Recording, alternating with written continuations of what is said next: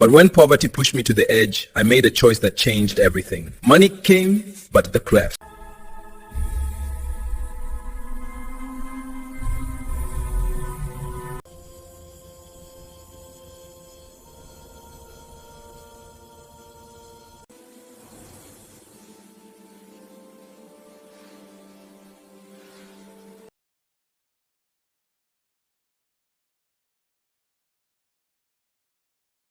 I was born in a small, broken home at the edge of town.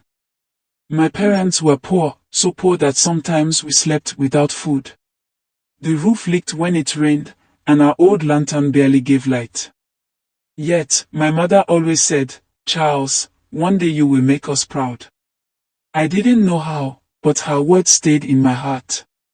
Every morning before sunrise, my father would go to the farm. His hands were rough and tired, but his dreams for me were soft and strong. I watched him fight life with everything he had. I told myself, I must change this story. I was only a boy, but my heart carried a man's burden. When I turned 12, my uncle came from the city. He wore nice clothes, shiny shoes, and smelled like success. I had never seen anything like that before. He told my parents that he needed a boy to help in his shop and learn trading. My parents were happy. They believed my life was about to change forever. The next morning, I packed my small nylon bag, just 2 shirts and 1 pair of slippers. My mother hugged me tight and whispered, "Charles, don't forget who you are." As the bus left the village, I watched the trees fade away. My heart was full of hope, and I told myself, this is the beginning of my greatness. When we arrived in Lagos, I couldn't believe my eyes. Cars everywhere, bright lights, tall buildings, it was like another world. My uncle's shop was at the market, noisy and full of people shouting prices.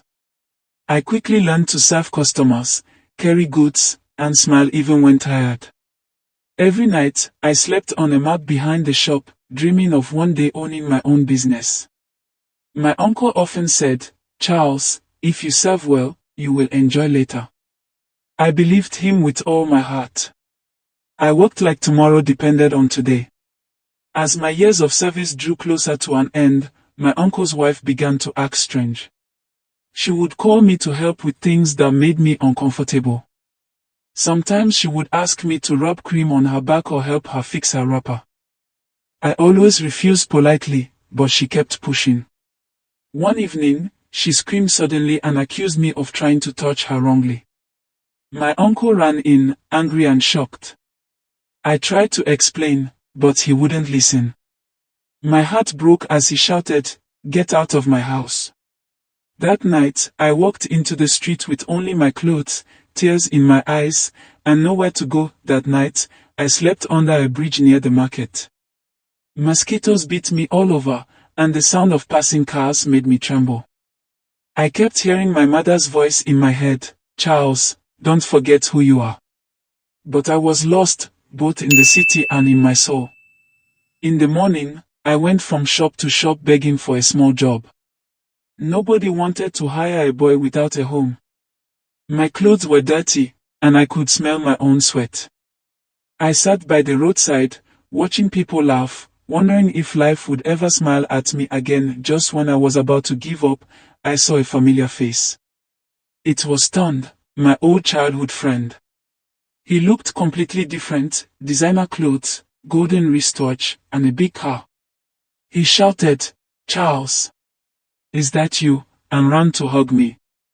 I told him everything, how I served for years, how my uncle threw me out. He listened quietly, then smiled and said, "Don't worry, I will help you."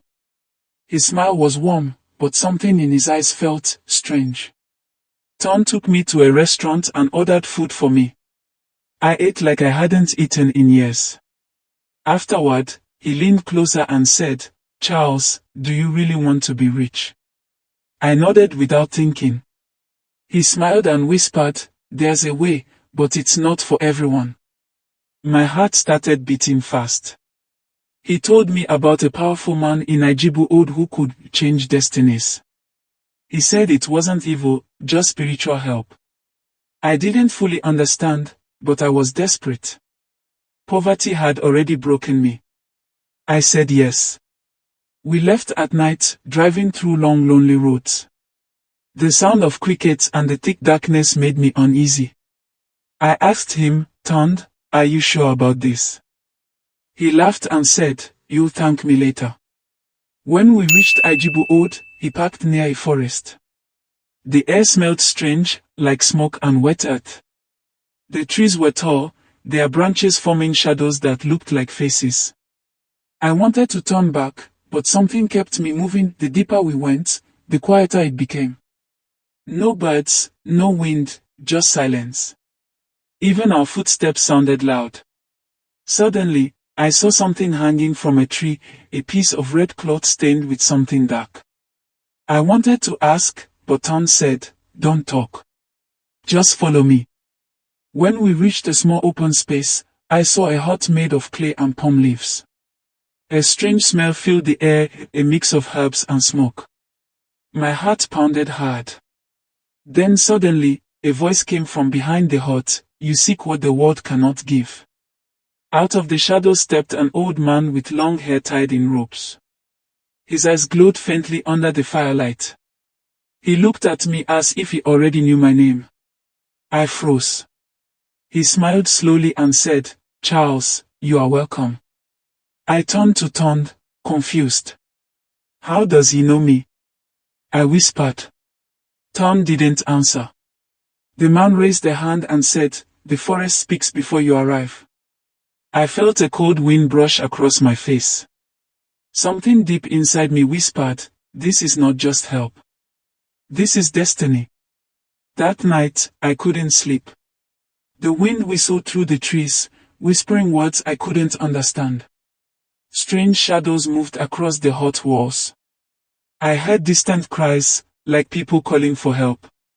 When I looked outside, no one was there. Tom sat quietly by the fire, his face unreadable. "Don't be afraid," he said softly. But fear had already built a home in my heart. I kept wondering what I had walked into, yet something inside me said, "You've come too far to turn back." At dawn, the old man, whom Tond called Baba Ijibu, came out holding a staff. He drew symbols on the ground and told me to kneel. His voice was deep and heavy, like thunder rolling through the forest. "To change your story," he said, "you must first give something up." I didn't understand what he meant. I told him I had nothing, no money, no property. He looked at me with pity and said, "You will understand soon." Then he gave me a list of things to buy: candles, white cloth, palm oil, and a live rooster. My stomach tightened. "To change your story," he said, "you must first give something up." I didn't understand what he meant. I told him I had nothing, no money, no property. He looked at me with pity and said, "You will understand soon." Then he gave me a list of things to buy: candles, white cloth, palm oil, and a live rooster. My stomach tightened. Tond gave Baba Ijibu the money for everything. He whispered to me later, "You'll pay me back when your life changes." His tone was calm, but I could feel a quiet warning behind his smile. That evening, Baba Ijibu began to prepare the place for a cleansing. He told me I would stay in the forest for 7 weeks, alone. "No matter what you hear, do not run. Do not speak. Do not look back." His words sent shivers down my spine. By the third night, I started hearing voices. Some called my name softly, others screamed. I told myself it was just my imagination. Then one night, I saw something that froze my blood, a figure, tall and thin, walking slowly through the trees, glowing faintly in the dark. I wanted to scream, but Baba's warning echoed in my mind. So I closed my eyes, pressed my palms together, and whispered, "God, please don't let me die here."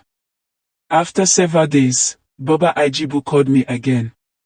He said, "Charles, your sacrifice has been accepted." Then he gave me a bowl of dark liquid and told me to drink. I hesitated, but his gaze was sharp and commanding.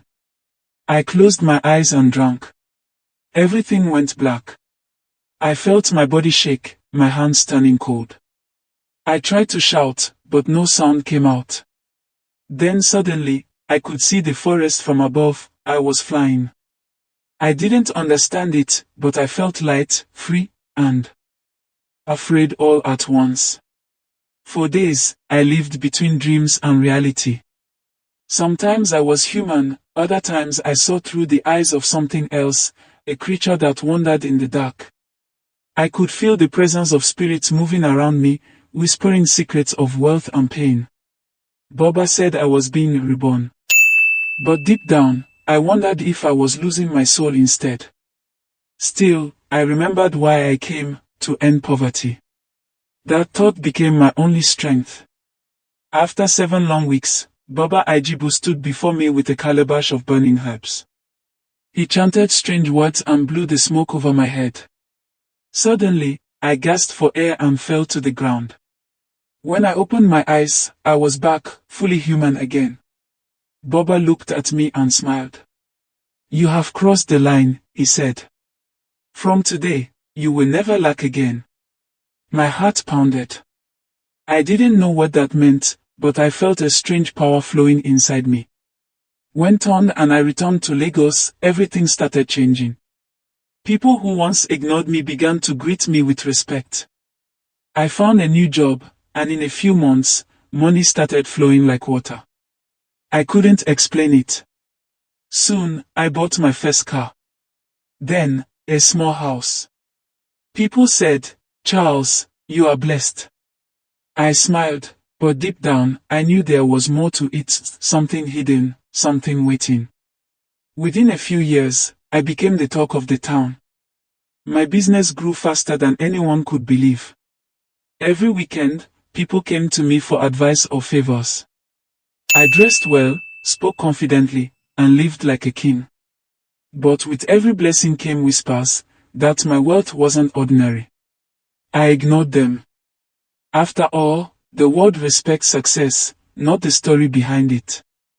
At night, I couldn't sleep. Sometimes, I heard strange sounds around my house, wings flapping, whispers calling my name. When I looked outside, nothing was there. I told myself it was just stress, but the fear grew stronger each day. One night, I saw Tom again. He smiled the same mysterious smile and said, "Charles, you must never forget to renew your gift." My stomach dropped. "Renew?"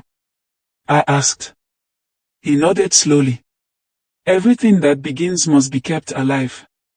One Sunday afternoon, while I was sitting in my living room watching TV, I heard a soft knock at the door. When I opened it, I froze. It was my mother. Her hair had turned gray, and her wrapper looked old and faded. She smiled weakly, her eyes full of tears. "Charles, my son, you've made it," she said. I hugged her tightly, hiding the guilt in my chest. I had everything now, cars, money, friends, but I felt empty inside. I took her inside, fed her, and bought her new clothes. But when she touched my hand, she looked into my eyes and whispered, "Your heart is not at peace, my son." That night, after my mother slept, I woke up to a strange sound, like footsteps on the roof. Then I heard wings flapping again, closer this time. The air became cold, and the lights flickered. I grabbed my phone to turn on the flashlight, but the battery suddenly died. Then I heard it, my name, whispered softly, "Charles." I froze. My whole body shook. When I turned toward the mirror, I thought I saw my reflection move a second after me.